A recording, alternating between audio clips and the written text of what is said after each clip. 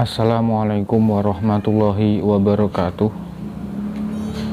Sahabat, jumpa lagi pada pertemuan kali ini, yang mana di pertemuan kali ini kita akan membahas tentang perkara yang diharamkan bagi orang haid dan nifas. Jadi orang nifas dan haid itu haram melakukan apa saja toh? Seperti itu. Jawabannya ada di sini nanti. Bismillahirrahmanirrahim. Qala al-musannifu rahimahullahu ta'ala wa nafa'na bi ulumihi fid dharaini amin ya rabbal alamin. Bismillahirrahmanirrahim. Ai hadza utawi iki iku ma perkara yahrumu kang haram apa ma bil haidi kelawan haid wa nifasi lan nifas. Jadi perkara yang haram disebabkan haid dan nifas. Yahrumu haram bil haidi kelawan sebab haid wa nifasi lan nifas ahada asyara opo 11 syai'an apane suwiji-wijine. Jadi ketika ada wanita sedang haid ataupun sedang nifas, itu diharamkan melakukan 11 perkara. Kalau di kitab ini 11 perkara. Rupanya as-sholatu sholat. Sholat haram, orang haid dan nifas itu haram melakukan sholat. Wa tawafu lan tawaf, ibadah tawaf di Ka'bah berkeliling-keliling itu juga haram.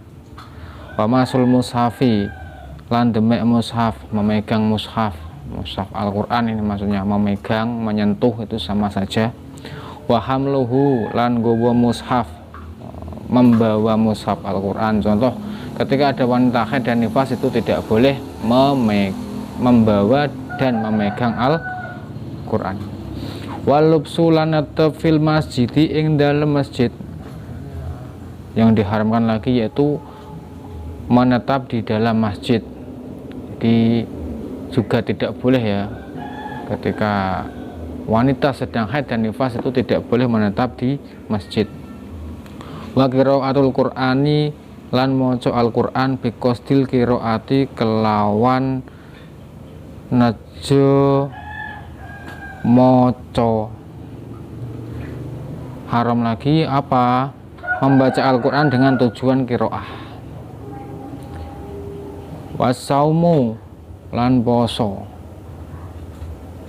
Puasa juga tidak boleh. Wat tolaku lan den tolak. Wanita ketika haid dan nifas haram ditalak. Wal mururu lan liwat fil masjidi ing dalem masjid inda khaufit talwisi ing dalem nalikane kuwatir berarti. Jadi haram lagi perempuan yang haid dan nifas yaitu lewat di dalam masjid ketika khawatir netes darahnya. Jadi kalau nggak khawatir ya nggak apa-apa. Nah, ini berarti menurut prasangkanya wanita tersebut. Wal istimta'u lan den alap suko bima kelawan barang baina surroti kang ing dalem antarane wedel warukbati lan dengkul. Jadi menggauli istri di antara pusar dan lutut. Berarti kalau pusar ke atas ataupun lutut ke bawah itu masih boleh. Wa toharatu lan sesuci biniyati ta'abudi kelawan niat ibadah, bersuci dengan niat ibadah. Nah, perempuan yang haid itu tidak boleh mandi, ataupun perempuan yang nifas itu tidak boleh mandi dengan diniatkan ibadah. Contohnya mandi sunnah, kecuali ketika hari mandi sunnah id itu enggak apa-apa, atau mandi ketika ibadah haji, ketika ada kesunahan di dalam ibadah haji yang berkaitan dengan mandi, meskipun wanita atau perempuan tadi haid atau nifas, maka tetap boleh melakukan mandi atau bersuci dengan niat ibadah. Jadi kesimpulannya, ketika ada perempuan haid atau nifas itu tidak boleh 11. Jadi 11 tuh gini apa gini ya, mungkin bisa dikatakan gini, 11 perkara. Yang pertama sholat, kemudian yang kedua tawaf, yang ketiga memegang mushaf, yang keempat membawa mushaf, yang nomor 5 menetap di dalam masjid, kemudian yang nomor 6 membaca Al-Quran dengan tujuan membaca. Ini maksudnya kalau ada wanita, kan gini ya, praktek yang ada ketika ada wanita haid ataupun nifas itu kan ketika menemui sesuatu, alhamdulillah, itu kan niatnya tidak dituju membaca, tapi kemungkinan dituju zikir, ingat kepada Allah, diberi kesehatan, kenikmatan, atau innalillahi wa inna ilaihi rajiun.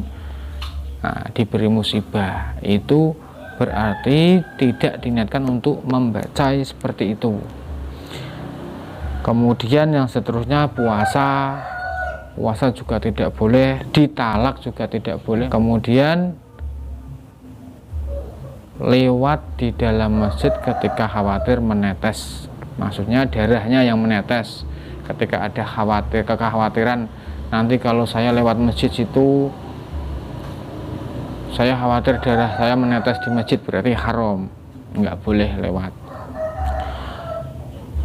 Kemudian yang nomor 10 menggauli istri di antara pusar dan lutut, jadi digauli, nggak boleh.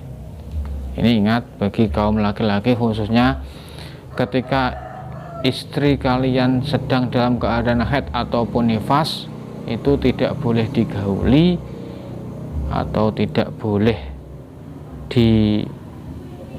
diapa-apakan antara pusar dan lutut.